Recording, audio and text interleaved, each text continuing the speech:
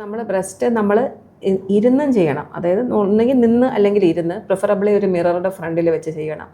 ബ്രസ്റ്റിൻ്റെ എല്ലാ ഭാഗവും, nipple ഏരിയോളർ complex, ആം pit, ഇത്രയും കാര്യങ്ങൾ നമ്മൾ എക്സാമിൻ ചെയ്യണം. അതുപോലെ കിടന്നും എക്സാമിൻ ചെയ്യണം. കിടന്നും എക്സാമിൻ ചെയ്യുമ്പോൾ അപ്പോൾ നമുക്ക് എന്തെങ്കിലും തടിപ്പുണ്ടോ എന്ന് അറിയാൻ പറ്റും. ഫീൽ ഓഫ് ദി ബ്രസ്റ്റിന് വ്യത്യാസം ഉണ്ടോ എന്ന് മനസ്സിലാക്കാൻ പറ്റും. അപ്പോൾ മിററുടെ മുന്നിൽ വെച്ചാണ് എക്സാമിൻ ചെയ്യുന്നതെന്നുണ്ടെങ്കിൽ തൊലിപ്പുറത്തെ വ്യത്യാസങ്ങൾ അറിയാൻ പറ്റും. നിപ്പിളിന് ബിക്കോസ് നിപ്പിൾ റിട്രാക്ഷൻ, നിപ്പിൾ ഉള്ളിലോട്ട് വലിയുന്ന ഒരവസ്ഥ, അതും ബ്രസ്റ്റ് ക്യാൻസറുടെ ഒരു ലക്ഷണമാണ്. അപ്പോൾ അങ്ങനത്തെ കാര്യങ്ങളൊക്കെ നമുക്ക് ആ മിററുടെ ഫ്രണ്ടിൽ എക്സാമിൻ ചെയ്യുമ്പോൾ മനസ്സിലാക്കാനായിട്ട് സാധിക്കും. Because most often patients O പിയിലേക്ക് വരുമ്പോൾ അവർ പറയുന്നത് കുളിക്കുമ്പോൾ ഞാനൊരു മുഴ കണ്ടുപിടിച്ചു എന്നാണ് പറയുന്നത്. അപ്പോൾ അതെല്ലാം ആ ഒരു സെൽഫ് എക്സാമിനേഷൻ്റെ ഇമ്പോർട്ടൻസ് ഇന്നും ഉണ്ടെന്ന് വിശ്വസിക്കുന്ന ഒരാളാണ് ഞാൻ. അപ്പം breast screening is very important. അപ്പോൾ എല്ലാവരും മാമോഗ്രാമിന് വരണം, ഓഫ് കോഴ്സ് വരണം. ബ്രസ്റ്റ് സെൽഫ് എക്സാമിനേഷൻ എങ്കിലും ചെയ്യണം. അപ്പം മാസത്തിൽ ഒരിക്കൽ ചെയ്യണം.